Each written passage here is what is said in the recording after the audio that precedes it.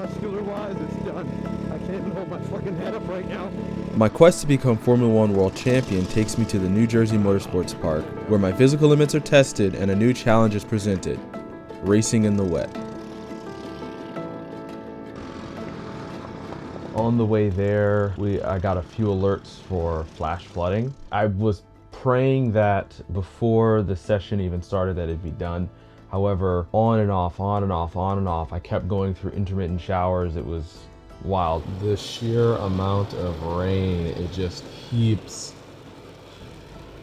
coming down. I've actually never been through anything like that before. And so what that did was it ended up pushing the practice session back by like a good hour. And even still, the track was like super wet by the time we actually started. I have never raced in the wet before. And on top of that, slicks and they're hards. That was quite an experience.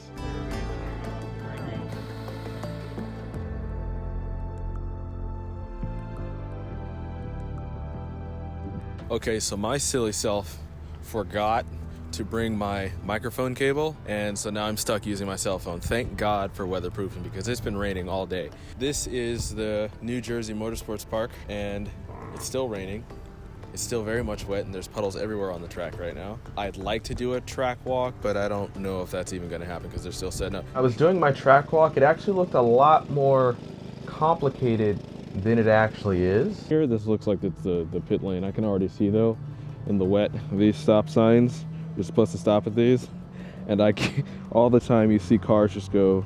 You know, you start at the very top of this hill, and then you are essentially descending, and then descending, I think, one time before the back straight, and then it's like straight up a hill.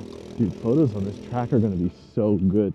I've got so many angles. It's like this track really it starts at the top of the hill over there, and then as you go, it's downhill, and then you go slightly uphill over there, and then nothing but downhill here. And so for me, who has never raced in the wets and they didn't have any wet tires supplied, this was definitely posing a challenge. A lot of the downhill sections, I was actually quite afraid that I was just essentially going to press on the brakes and then just keep sliding, and that did actually happen a few times. Like right now, I'm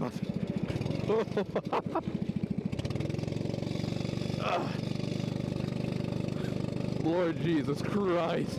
But it was weird. After the rain stopped, it was almost like the tarmac is a sponge, and you could see that certain parts of the track was sucking up a lot more water than others. And so you really wanted to hit those dry spots. It's like it sucks because it feels like I'm racing on ice cubes right now, and I just need to find those dry patches. Oh. Fuck. All right, cool, we're good. We're good. It was kind of freaky because as soon as you lose grip on the wet, and then for a split second, you would get that dry traction from just this really small spot. And so what would happen is you would slide and then just immediately get grip and then back off it again. And so a lot of that first session was just trying to find the dry spots. The thing about wet tracks is when it's raining and the track is wet, it's counterintuitive to take the normal racing line where all the rubber is being laid down on, because it basically just turns into like an oil slick. And so you actually want to stay off the line. So maybe that's not a bad thing for that water to be all the way over there, because regardless, you're going to be going out here. That's going to be real interesting though. But like, you see all of these like shiny lines here, those are all spots where you can lose traction. And around the third session, I kind of had my line. Now.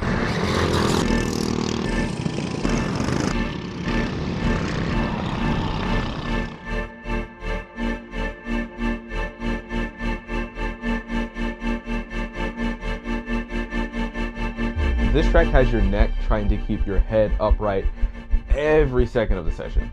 There are no rest periods. You're just focused on trying to prepare for the next corner. And coming from indoor electric karting, these outdoor tracks are bumpy, the chicanes are a lot taller, and once you're off, the grass is uneven. So it's just a bumpy ride up until you get right back on track. All in all, this track has made a few things very apparent and very important before I go to Lime Rock. Yep. This track is very hard on the body. Oh my God. I'm sure you can see it in the camera. I'm trying my best to keep my neck up right now. Fucking hell, man, my neck is done. Ugh. Ah. Ah, fuck. Ah. Fucking bump. 1, I need to train my neck and I need to train my core. In a kart, the way in which you lean, because there's no rear differential, determines whether or not that inside tire is going to lift up off the ground, giving you more grip throughout that turn. Another thing is, this was a lesson in rotation, but there are still some parts of the track near the very final session where I'm like, dang, I feel like I really could have got more time out of it.